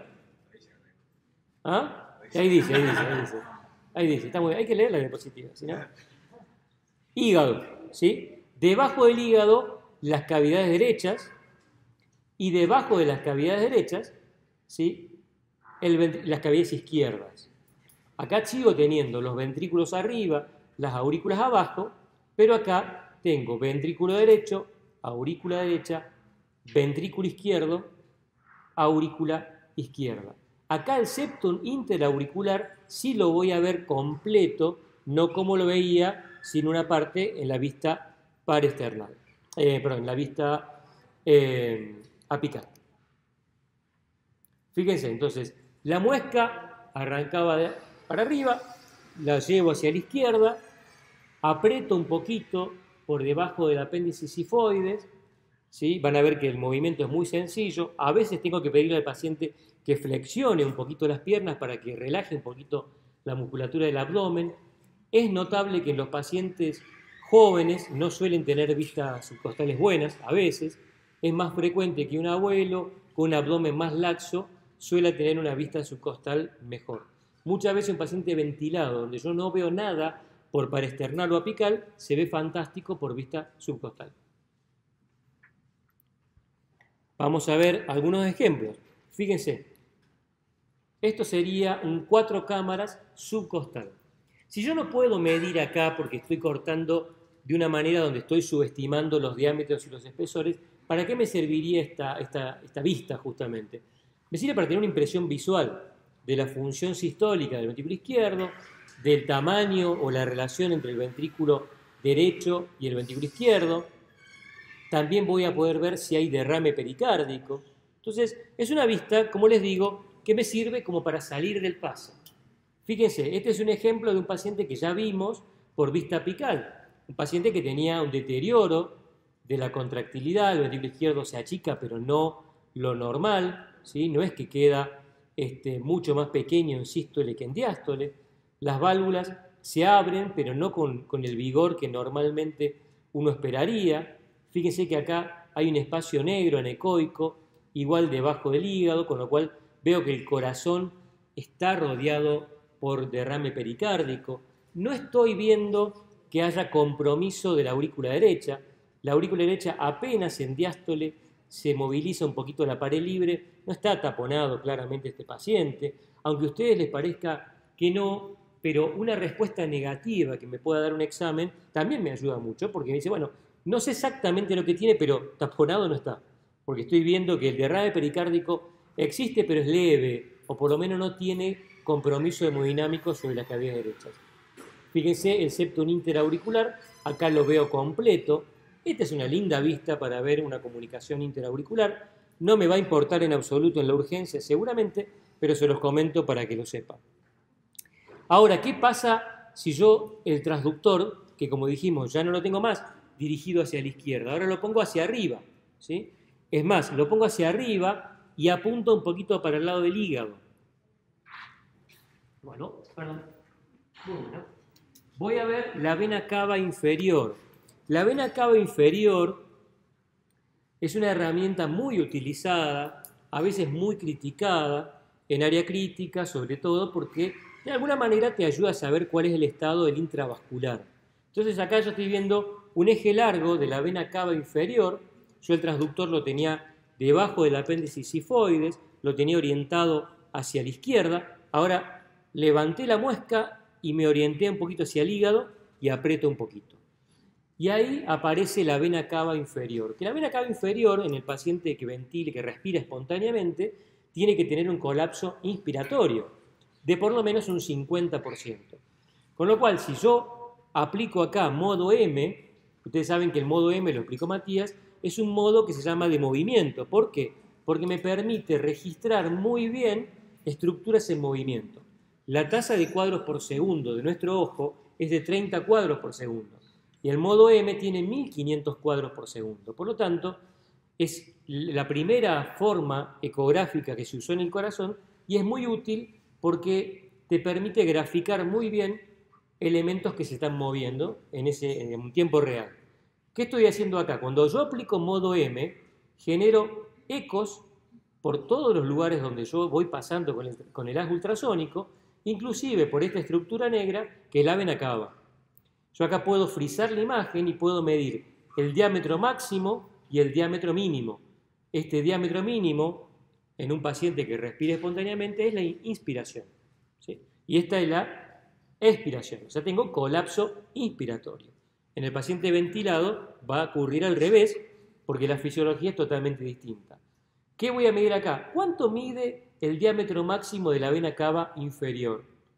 17 milímetros. ¿Eso es normal? Sí, porque lo normal es menos de 21. ¿Cuánto colapsa la vena cava inferior en inspiración? Pasa de 17 a 10. ¿Colapsa el 50%? No, le falta un poquito. Por lo tanto, yo podría irme a esta tablita, que hay muchas, que me dice cuál sería la presión de la aurícula derecha estimada en función de la vena cava. Dijimos, tiene menos de 21, ¿sí? Pero el colapso es menor al 50%. Creo que queda ahí arriba, ¿no? Bueno, si el diámetro es menos... perdón, ahí no sé si no puse mal los signos, pero bueno, en general, si tiene menos de 21, pero colapsa menos del 50%, uno dice que tiene, bueno, más o menos entre 8 y 12 milímetros de mercurio, ¿sí?, de presión en la aurícula derecha. Esto simplemente tiene una aproximación a cómo está el intravascular.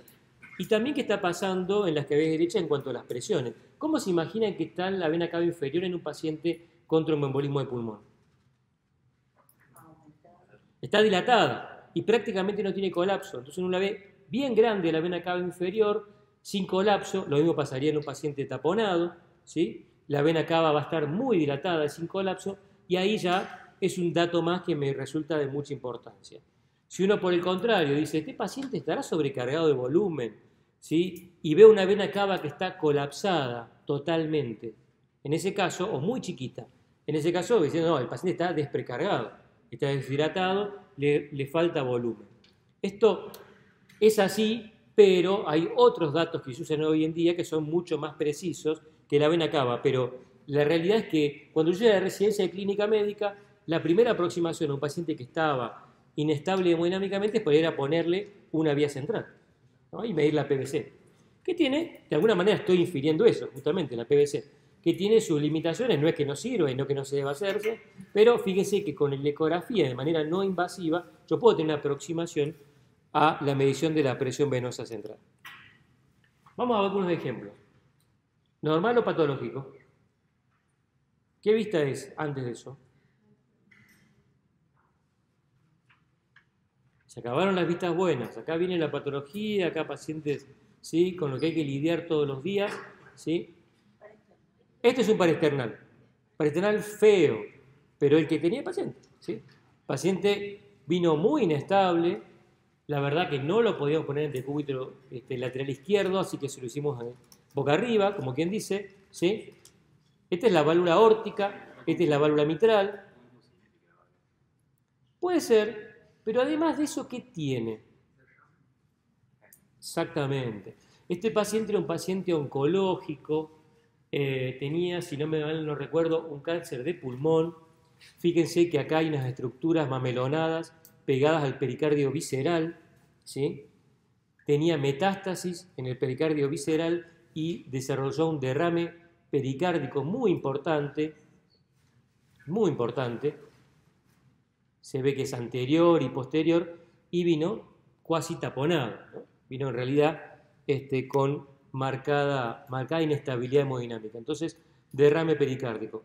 En este caso en particular, tener el ecógrafo, poder hacer un eje largo paresternal izquierdo y ni hablar alguna vista apical o subcostal, me puede poner sobre la pista muy rápidamente de qué es lo que le está pasando al paciente. En el clip de la derecha, normal o patológico. Es otro, ¿qué vista es? Paresternal. O sea que acá el transductor lo apoyamos en el segundo espacio intercostal, línea paresternal, muesca hacia el brazo derecho y obtuvimos esta imagen. Este paciente venía de Entre Ríos, ¿sí? Había deambulado por bastantes hospitales y cuando nosotros lo recibimos, también inestable hemodinámicamente, un diagnóstico final muy interesante. ¿Qué tiene? Desde el punto de vista de la imagen. Acuérdense que el eco no hace histología. Yo no puedo saber exactamente cuál es el componente de ese líquido. A veces puedo ver fibrina. En los pacientes urémicos se ven como si fuesen los rayos del sol, porque creo que hay un caso con fibrina. ¿Qué tiene? Tiene derrame pericárdico, ¿no? También muy importante. En algunos casos, fíjense que el corazón parece nadar adentro del líquido, porque el saco pericárdico es gigante. Fíjense que tiene como si fuesen unos globitos de aire, ¿sí? A veces eso uno lo ve después de un drenaje pericárdico, un poquito de aire se metió y pasa. Pero esto no, este paciente no lo habíamos tocado. ¿Saben lo que tenía? Era un derrame pericárdico hidatídico, ¿sí? Por eso les conté que venía de Entre Ríos, que es una zona endémica. Sí, tenía una hidatidosis pericárdica. Bueno, por supuesto que el diagnóstico no lo hicimos con el eco, fue después de la anatomía, el análisis del líquido, pero fue un caso muy lindo que tuvimos y que por suerte anduvo muy bien después del drenaje y el tratamiento específico. Y acá, ¿qué vista es? Esto es una vista apical de 4 cámaras, ¿sí? No veo bien la aurícula izquierda. La imagen no está pensada para ver la aurícula izquierda porque, ¿qué es lo que yo les decía que a mí me interesa cuando veo líquido en el pericardio? Yo quiero ver la que ve derecha. A mí mostrame la que ve derecha. Tiene mucho o poco líquido, es importante. Pero ¿qué le está pasando? La que ve derecha es lo más importante. Miren cómo se mete hacia adentro. ¿Sí? Entonces, cuando yo veo esto, veo líquido. Este sí me parece es un caso con derrame urémico. Un paciente también que hubo que drenarlo. ¿Sí? El paciente estaba inestable hemodinámicamente. Y acá, drenar el líquido, no tengo que drenar todo el líquido que el paciente tiene. Tengo que drenar lo suficiente como para que el paciente se estabilice, porque hay un síndrome raro, poco frecuente, que se llama síndrome postdrenaje pericárdico masivo, donde hay disfunción sistólica del ventrículo derecho y el paciente se puede morir si yo le saco, no sé, 2 litros de golpe del saco pericárdico, que fue lo que hicimos, ¿sí? No sabíamos que eso puede ocurrir y le sacamos 2 litros. Por suerte no pasó nada, pero sepan que hay que sacar el líquido suficiente como para que el paciente se estabilice. A veces con 200, 300, 400 mililitros con eso alcanza. Si lo vas sacando de a poco. Es lo mismo que cuando tenés líquido acítrico. La primera guardia de castigo, antes se usaba, ahora no, por suerte, que me gané en clínica médica fue por sacarle un cirrótico, 7 litros, en una punción de golpe, que se me mata porque obviamente el paciente que hizo al día siguiente insuficiencia renal, ¿sí? Pero bueno, esas cosas que las metidas de patas que uno siempre comete. Bueno, fíjense, esto va a ir mejorando a medida que ustedes van sacando líquido, este colapso diastólico de la aurícula derecha va mejorando y cuando yo ya veo que la aurícula derecha queda, yo tengo algún ejemplo por ahí para mostrarles, bien desplegada, me quedo tranquilo de que ya no hay riesgo de taponamiento. ¿Qué vista es esta?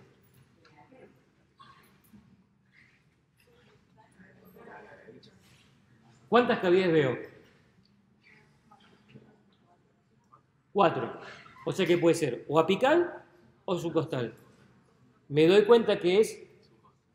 ¿Qué es esto? El hígado. Entonces, si esto es el hígado, esto es subcostal, esto es ventrículo derecho, aurícula derecha y la cabeza izquierda. ¿Qué tiene este paciente? Tiene derrame, exacto, pericárdico. Este no me interesa porque nunca el líquido dentro del saco pericárdico me va a comprimir el ventrículo izquierdo, pero sí, fíjense lo que le hace el pobre ventrículo derecho. ¿Ven cómo está chiquito? La aurícula derecha prácticamente está toda metida sobre sí misma y el líquido empuja. Esto, verlo, diagnosticarlo y tratarlo rápidamente le salva la vida al paciente, ¿sí? Entonces, el ecógrafo en la guardia es una herramienta fundamental. Perdón, vamos a conectarle la batería porque está apagada. El drenaje... Perdón. Ahí va. El drenaje se puede hacer tanto por vía... A ver. Se puede hacer por vía subcostal, que es donde, te diría, en la escuela argentina se hace, pero hay un trabajo de la Clínica Mayo que lo hacen por vía apical, ¿sí? Lo hacen ellos así y dice que les funciona fantástico. Lo que yo siempre hice, tampoco son cosas que entran todos los días, y lo que hicimos siempre es en el hospital y lo que he visto en todos lados. Matías nos mandó el año pasado un caso hermoso, que también, si quieren, después se los muestro, de una pericardiocentesis y se hace por vía subcostal. Entonces vos vas viendo cuando la aguja entra al saco pericárdico, de alguna manera es mucho más seguro que hacerlo a ciegas.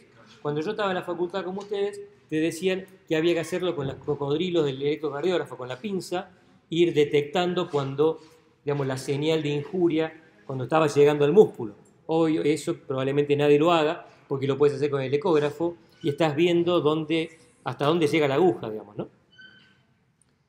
Bueno, ya falta poco, resistan. ¿Me pasé con la hora? Poco. ¿Normal o patológico? Este paciente ingresó por síncope. Hace 2 años New England sacó un trabajo italiano llamado PESIT que dice que el 17% de los pacientes con síncope ingresan tienen un tromboembolismo de pulmón, ¿sí? O sea, 1 de cada 7 de los pacientes que ingresan así con un síncope tienen en realidad un tromboembolismo de pulmón. Entonces, este paciente era un caso de eso. Fíjense, el ventrículo derecho sumamente dilatado, mucho más grande que el ventrículo izquierdo. Cuando ustedes ven esta estructura acá arriba, esta es la banda moderadora, ¿sí? Es una estructura anatómica normal del ventrículo derecho que no se ven habitualmente cuando el ventrículo derecho está chiquito. Por acá pasa la rama derecha del haz de His. Bueno, ventrículo derecho muy dilatado. Ante la pregunta, ¿normal o patológico? Claramente es patológico. En un contexto adecuado ya me da un dato importante para sospechar tromboembolismo de pulmón. ¿Yo puedo saber si esto es agudo o crónico? Se puede sospechar, tiene un nombre, un signo propio. Sobre todo lo importante es ver si se contrae o no la punta. Si la punta se contrae, eso significa que probablemente sea agudo. Si la punta no se contrae, probablemente sea crónico. Bueno, un datito extra, no es lo más importante. ¿Qué dijimos? ¿Qué forma tiene que tener el ventrículo izquierdo en eje corto? Forma de letra O. Miren este paciente. ¿Qué les llama la atención? ¿Normal o patológico? Fíjense, ese achatamiento o aplanamiento que puede ser en sístole o en diástole o en los dos ciclos, las dos partes del ciclo, ¿sí? Dependiendo si hay sobrecarga de presión y de volumen, es porque el ventrículo derecho estaba sumamente sobrecargado de presión y de volumen y mantenía el septum aplanado durante todo el ciclo cardíaco. El ventrículo izquierdo tiene forma de letra D. La forma de letra D o signo del septum es otro signo muy característico del tromboembolismo de pulmón. del tromboembolismo de pulmón habitualmente masivo, con hipotensión o no siempre. Recuerden, un ecocardio normal no descarta un tromboembolismo de pulmón, pero en un paciente que ingresó con disnea o a veces taquicardia sinusal, que es lo que nunca falta, ver algunos de estos signos realmente me puede poner muy sobre la pista de qué es lo que está pasando. En otros casos, y esto antes no se veía porque realmente era muy difícil llegar en ese momento tan rápido, fíjense, este paciente también entró a la guardia por falta de aire, no estaba chocado, pero el médico de guardia le apoyó el transductor ni bien llegó. ¿Qué vista es? De hecho, ni siquiera se molestó en ir a la vista parasternal, porque el paciente estaba inestable, apoyó el transductor en subcostal y nos mandó el video 4 minutos después para que le dijéramos en el grupo del curso si lo que él estaba viendo era real, ¿sí? Algo que también es muy interesante de la ecografía, que es que uno puede grabar con el celular una imagen, un video y compartirlo, pasárselo a un amigo, un compañero, a un profesor. Che, esto que estoy viendo, ¿te parece que es real? Y ahí tenés una respuesta. Con la ocultación y el examen físico tradicional era más difícil, porque es más difícil, salvo que tengas un Littmann 4000, mandar un clip con un audio, ¿no? Lo que tenía es un trombo migrans, tenía trombos múltiples dentro de la aurícula derecha que estaban migrando, obviamente, después hacia el ventrículo derecho y la circulación pulmonar. Esto es excepcional de ver. Si ustedes me preguntaban hace 15 años, esto salía en New England, porque era raro agarrarlo justo en ese momento. Hoy en día no hay revista nacional o internacional que no te publique un caso de esto. Esto cada vez se ve más frecuente, porque cada vez hay más ecógrafos en la guardia, pero además porque cada vez hay más médicos, no solamente el ecografista de guardia, que es capaz de hacer un 4 cámaras subcostal, o un cardiólogo apoya el transductor, lo registra, graba el clip, lo comparte probablemente y ya tenemos el diagnóstico de un trombo migrante. Bueno, muy bien, hasta acá vimos las vistas cardíacas. Recuerden que son como los focos de auscultación del corazón, es por donde el ultrasonido entra y por donde podemos generar imágenes. Conocer estas vistas, las parasternales, las apicales y las subcostales, ya les da una herramienta excepcional para no solamente imaginarse cómo está el corazón estructuralmente, sino como para poder cuantificarlo, para poder verlo directamente. Matías, ¿vemos función sistólica o paramos un poquito? Terminamos acá y hacemos un pequeño break, así que vemos lo de las combinaciones fuertes, pero... Sigo, bueno, esto lo vamos a hacer de nuevo. Es un paso más, es algo que también nosotros le damos mucha importancia, que es valorar la función sistólica. O sea, la pregunta número uno que el médico del área crítica o el emergentólogo, el médico de guardia en general, que atiende al paciente que lo recibe, quiere saber es cómo está el corazón. ¿Tiene una miocardiopatía dilatada? ¿Tiene un corazón sano o enfermo? ¿La función sistólica está normal o está alterada? Básicamente esas son las grandes preguntas, además de, bueno, si tiene un taponamiento cardíaco o no lo tiene. Así que vamos a intentar acercarnos un poquito a eso. Esto es fisiología, ustedes lo saben mejor que yo, todos los condicionantes que tienen que ver con la función sistólica.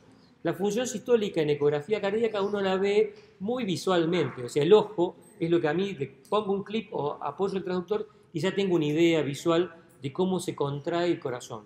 Pero todo eso es afectado por la precarga, por la poscarga, por la sinergia. Si el paciente tiene un bloqueo de rama izquierda me va a alterar bastante la función sistólica o por lo menos la apreciación, el estado contráctil intrínseco y la frecuencia cardíaca. Si el paciente viene con una bradicardia extrema, es una abuela que viene con síncope y tiene 35 latidos por minuto, 30, valorar la función sistólica es difícil. Si por el contrario viene con un cuadro séptico y está a 150 por minuto, también es difícil valorar la función sistólica. Entonces, a veces hay que tener en cuenta esto.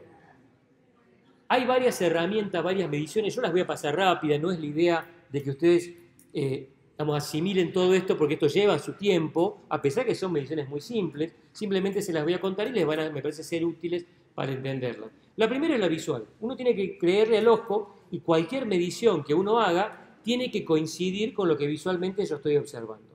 Y la pregunta es, ¿tengo que ser un experto ecocardiografista para darme cuenta si el paciente tiene una función sistólica normal o no. No, en absoluto. El ojo distingue muy bien lo normal de lo anormal. ¿Qué les parece en este caso este clip? Son dos clips, perdón. Los dos son normales, los dos son anormales. Hay uno que es normal, hay otro que es anormal. Es una imagen de 4 cámaras, apical. En este caso estamos de nuevo con un poquito de zoom sobre el ventrículo izquierdo, por eso no estamos viendo tanto la aurícula izquierda y el resto de las cavidades. ¿Qué les parece? Acá lo que estamos evaluando es el volumen, el cambio de volumen. ¿El ventrículo izquierdo se hace más pequeño en sístole o no? El del izquierdo, si yo preguntara, ¿es normal o patológico? ¿Qué dirían? Ajá. ¿Y el de la derecha? Patológico. Bien. Van a ver entonces que tenía razón yo y que es muy visual. ¿Por qué? Porque están en lo cierto. ¿Por qué? Porque el izquierdo tenía una fracción de eyección. La fracción de eyección es una cuenta matemática entre el volumen de fin de diástole y el volumen de fin de sístole. Y si es más del 50%, la función sistólica está normal. Cuando ustedes vean un informe de algún colega que dice función sistólica normal, fracción de eyección 50% o 60%, eso significa que es normal. ¿Sí? O sea que el ventrículo izquierdo disminuye más del 50% su volumen en sístole. Y el de la derecha, miren, 34%. O sea, tenía una función sistólica anormal y ustedes lo vieron perfectamente. Se dieron cuenta que uno era normal y que el otro no lo era. ¿Qué pasa si el paciente tiene 47? Sí, muchos de ustedes van a decir, o yo, no, eso es normal, y otros van a decir, es anormal. Ahí es difícil distinguir entre lo normal y lo levemente disminuido. ¿Importa? No, no importa, porque a mí lo que me interesa es si el paciente clínicamente tiene un corazón levemente deprimido normal o muy anormal. En este caso, una fracción de eyección del 34% es un deterioro moderado. Entre 40 y 50% de fracción de eyección es un deterioro leve, entre un 30 y un 40 es moderado y menos de un 30 es severo. Pero para el objetivo que tiene el POCUS, que es decir, ¿es normal o anormal? Todos coincidieron de que es plenamente normal. Perdón, plenamente normal el izquierdo y anormal el derecho.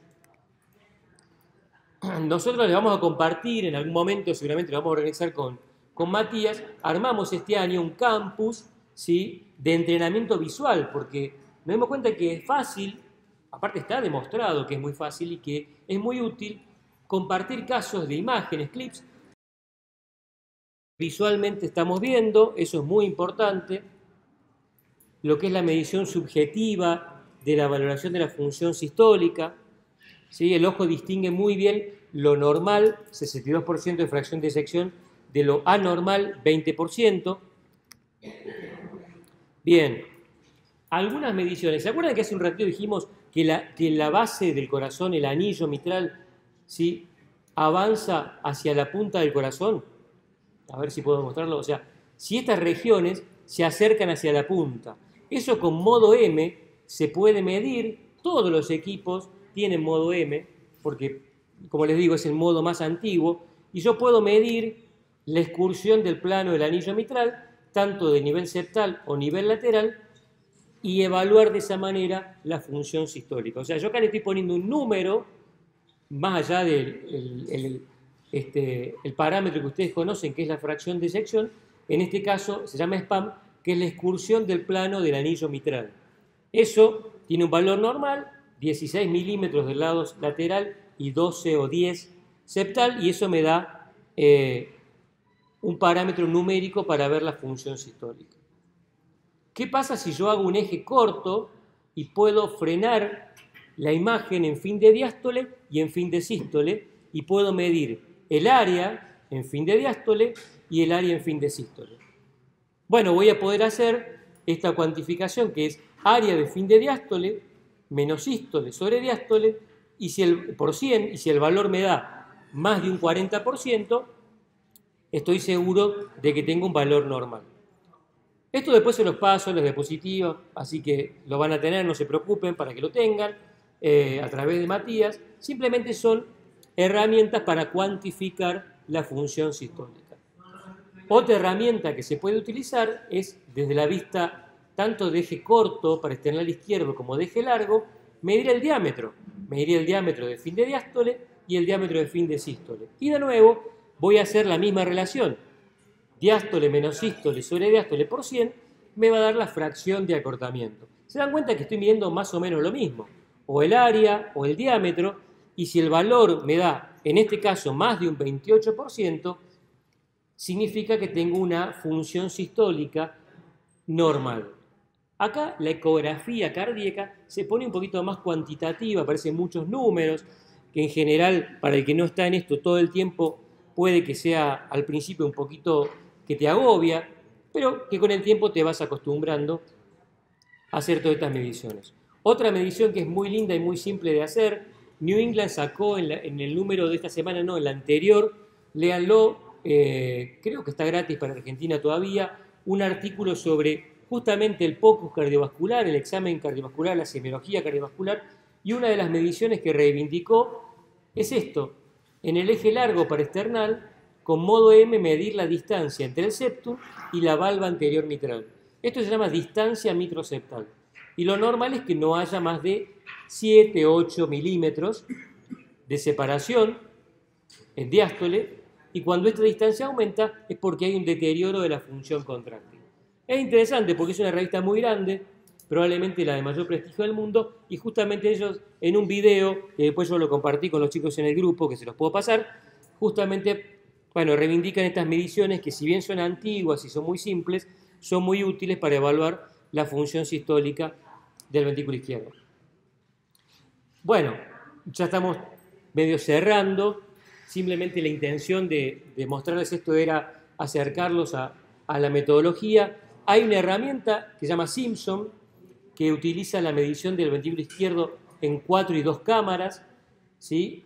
Desde la vista apical, y lo que hace Simpson, por un método geométrico de discos superpuestos, calcula el volumen del ventrículo izquierdo, tanto en diástole como en sístole, y esto te permite calcular la fracción de eyección. Este es el método por el cual ustedes habitualmente van a haber informado función sistólica del ventrículo izquierdo conservada, fracción de eyección 65%. O sea, el ecografista lo que hizo, midió en 4 cámaras, y idealmente también en 2 cámaras, el volumen en diástole y en sístole, y que le permitió calcular eso, la fracción de eyección. Esto es más o menos el gold standard, es decir, la herramienta que se usa habitualmente para cuantificar la función sistólica del ventrículo izquierdo. Simplemente la idea, ven como que se va demarcando el borde del endocardio, con lo cual, de esta manera, se puede calcular el volumen, ¿sí? Esta herramienta Simpson permite calcular volúmenes. Antes nosotros estábamos trabajando con áreas o con diámetros. Acá estamos evaluando volúmenes y tiene una precisión mayor. Para terminar, 2 casitos. Fíjense este paciente. Paso modo M a través de la válvula mitral en un eje largo para external izquierdo. ¿Sí? Se ubican, ¿no? Aurícula, aorta, ventrículo izquierdo.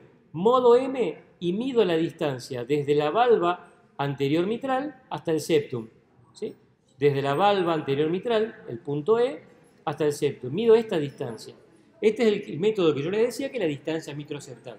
Si esto tiene más de 10 milímetros, en este caso tenía 32, es porque la función sistólica está deprimida. Yo necesito hacer esto para decir que la función sistólica está deprimida. No, ya lo estaba viendo visualmente. Pero bueno, esto le pone un número, le da una herramienta más. El mismo paciente midiendo la excursión del plano del anillo mitral. ¿Se acuerdan que les dije que se puede medir a nivel lateral y a nivel septal? Es muy fácil de hacer, vamos a intentar hacerlo en el práctico, van a ver que no es para nada difícil, simplemente cuantifica la función sistólica. Y finalmente, en este paciente, fíjese que tiene hasta, ¿ve que se ve medio blanco el ventrículo izquierdo? ¿Sí? Eso se llama ecogenicidad sanguínea espontánea.